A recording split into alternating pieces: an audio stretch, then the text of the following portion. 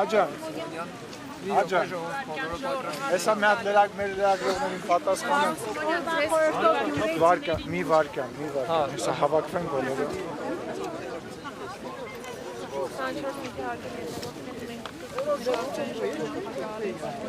Ժորջ, եթե պատրաստեք սկսենք։ Պատրաստեք։ Սկսենք։ Պարոն Սիմոնյան, օրվա խորհրդից սկսենք, գյումրեցիների մասով, դա ինչն եք ասելու և կոնկրետ պատարագի մասով մենք տեսանք Շիրակի թեմից ներկայացուցիչներ չկային, ձեր կարծիքն է մասով։ Դե օրվա խորհրդի հետ կապված պետք է ասեմ, որ այս մեր պատմության ամենածանր օրերից մեկն է, դերևս ոչ միայն Գյումրիում, այլ Հայաստանի ամբողջ տարածքում չկա ոչ մի ընտանիք, որը որ իր վրա այդ ցավը չի զգացել եւ բարեկամ կամ հարազատ չունի, որը որ չի տվել այդ երկրաշարժից, ես իմ բարեկամները օրինակ Վանաձորում են տուժել, մի խոսքով այս էջն է, որը որ ամենասև ձևով մեր պատմության մեջ մնացել է։ Հուսանք, որ հետևանքները մենք վերջնականապես կվերացնենք եւ գիտենք, որ հիմա արդեն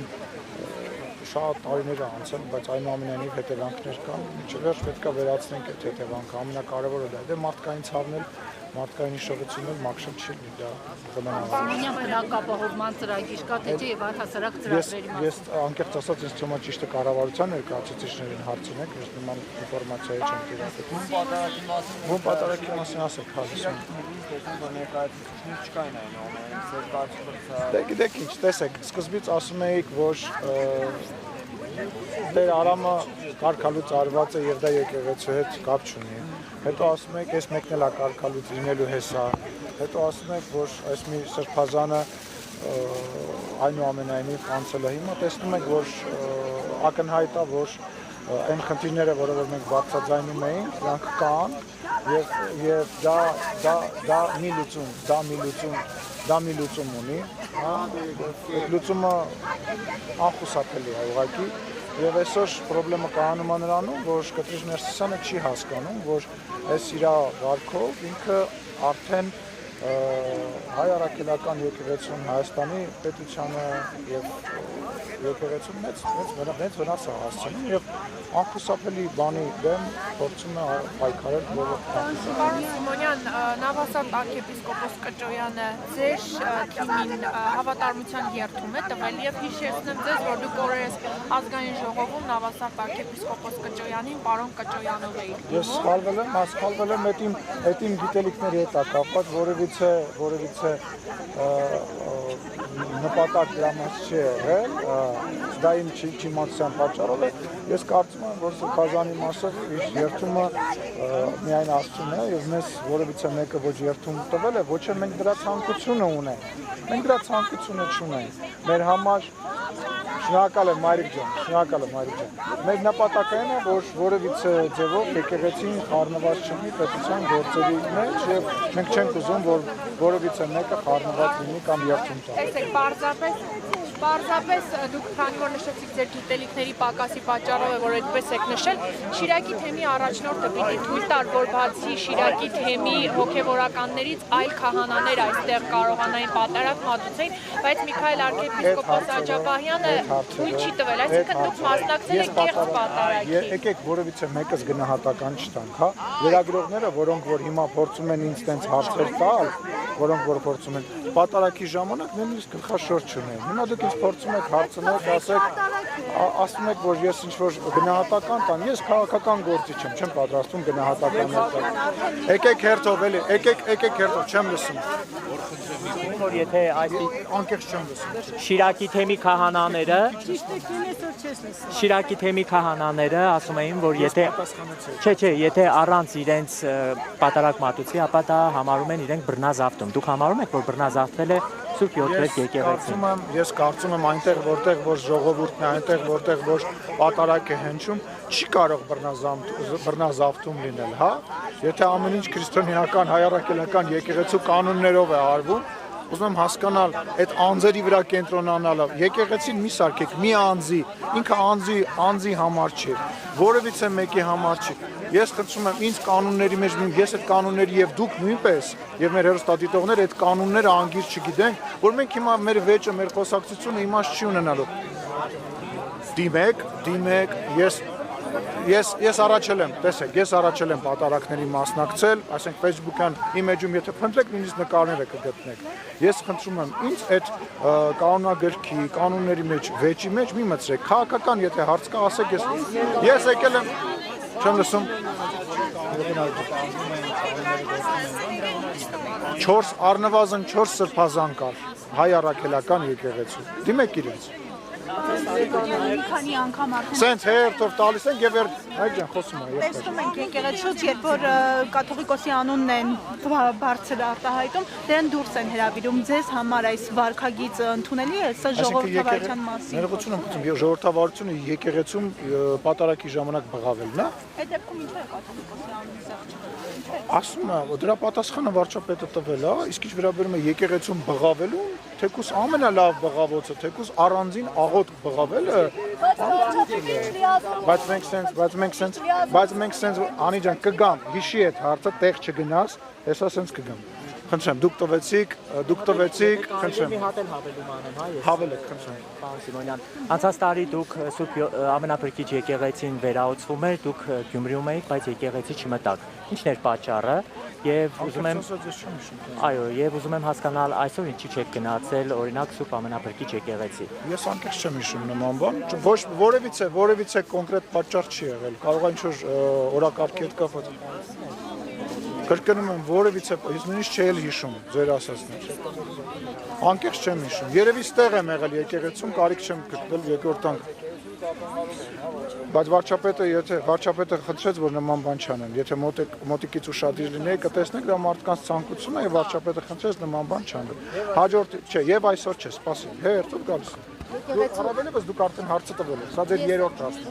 Եկեղեցու շուրջ Հայաստանում եկեղեցու շուրջ տեղի ունեցողը համեմատում են Մոլդովայում, Ուկրաինայում եւ Վրաստանում տեղի ունեցողի հետ։ Ոչ, Հայաստանում հարցս ավարտեմ, հա։ Ազդեցության գործակալը։ Պարոն Սիմոնյան, մյուսներին ես Մոլդովայի, Ռուսաստանի, չգիտեմ որ երկիրը բերեցիք, Ուկրաինայի պաշտոնյան չեմ։ Ես ոչ թե Վրաստանի պաշտոնյան եմ։ Հայաստանի ավարտեք։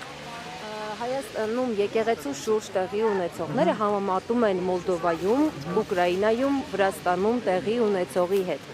Եվ կան այդ գործողություններում հաջողված դեպքեր եւ կան չհաջողված դեպքեր։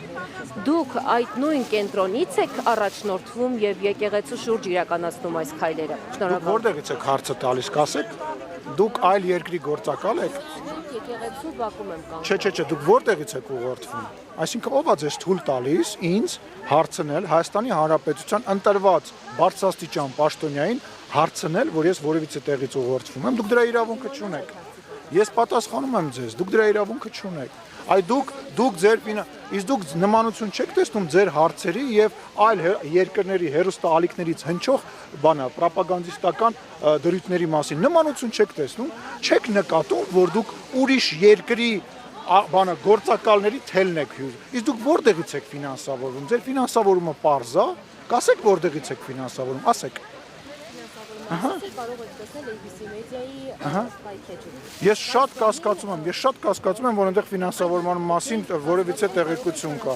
Ես կստուգեմ, պարտադիր կստուգեմ։ Ես պատասխանեցի ձեր հարցին։ Ես պատասխանեցի, դուք իրավունք չունեք Հայաստանի Հանրապետության բարձրաստիճան պաշտոնյային նման մեղադրանք ներկայացնել։ Այդ ձեր մեղադրանքները, ձեր անցկացրած զուգահեռները Մոլդովայի, Ուկրաինայի, Վրաստանի հետ անցկացնում են այն երկրի լրատվամիջոցները, որոնք ուզում են Հայաստանի Հանրապետությունում իշխանություն փոխեն, որոնք ուզում են Հայաստանի Հանրապետությունում այնպիսի իշխանություն լինի, որպեսզի գնա իրանց երկիր, դաբրո ստանա իրանցից, որ այստեղ իշխանությունը տենց չի եղել ու չի լինել։ Ասեք։ Իսկ ես կստուգեմ ձեր բանի տվյալները, ես վստահ եմ, որ չկա։ Կառավարությունը 2022 թվականից որոշում կայացրեց մինչև 25 թվականի բայց մեր ուսումնասիրությունները դեպքեր Ես չեմ կարող այդ հարցին պատասխանել, որովհետև դուք ճիշտ նշեցիք, կառավարությունը ասել է, բայց ես չեմ կարող կառավարության գործառույթի մեջ մտնել եւ ասել, թե ինչի չի եղել, կառավարության ներկայացուցիչները այստեղ կան, կարող եք հարցնել իրենց, ներողություն եմ խնդրում իմ չիմացության համար, բայց գործի բերումով ես դրա հետ չեմ առնչվել դեռ։ Անինա մի րոպե, ես գալու եմ ձեր մոտ հարցազրույցի։ Օրը փոխը, բայց լսում եմ ձեզ անին։ Ինչ իրավունք ունի վարչապետը խնդրել որևէ հոգևորականի պատարագից զեղչել, զեհափառի դա որտեղ է դրված, վարչապետը կարող է այդպիսի հրահանգ խնդրանք տալ։ Ես չգիտեմ, խնդրանքները ինչ որտեղ գրում են։ Չէ, բայց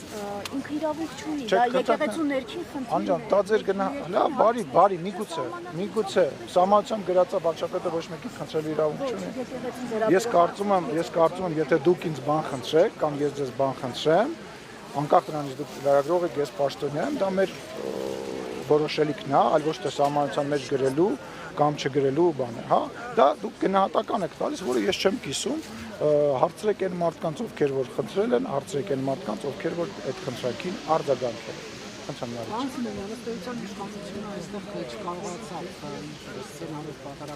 Ինչներ իշխանության պարտադրված էր այլ թեմից հոգևորական հետը բերել, սա թերևս աննախադեպ է շրջիկ հոգևորականով պատարակի գալը, ինչպես կմեկնաբանեք, Շիրակցի 24 հոգևորականից 29 հոգևորականից որևէ մեկը իսկ ով ասաց որ ինչ-որ սցենար կա, դուք անընդհատ ձեզ թվում է, չէ, մի րոպե, ձեզ ինչ-որ թվում է, տենց ինչ-որ A4 ֆորմատի թղթի վրա կամ A3 ֆորմատի վրա գրած ինչ-որ սցենար կա, որով տենց հիմա նայում ենք, ասում ենք հիմա դու սա կասես, ոչ, սա հավատքին, լսեք, սա հավատքին վերաբերվող գործընթաց է եւ հա ցանկություն կա որ սենս լինի, ցանկություն կա միգուցե կարող է լինի որ նենց լինի, բայց իրականությունը, այլ իրականությունը այլը կարող է լինել, այսինքն ինչ ենք ուզում դրանով արձանագրենք, ենթադրենք ձեր հարցի պատասխանը այո է կամ ենթադրենք ձեր հարցի պատասխանը ոչ է, եւ ես կարծում եմ որ եկել է ժամանակը որ մենք արդեն մայր աթոռ էջմիածնում անցկացնենք հաջորդ պատարակը, դա իմ անձնական կարծիքն է, չգիտեմ վարչապետը ինչ կարծիք ունի դրա մասին, ես կարծում եմ, որ եկել է ժամանակ այնտեղ անցկացնել։ Նորմալ է, որ օրինակ Անի ջան, դուք հարցնեք,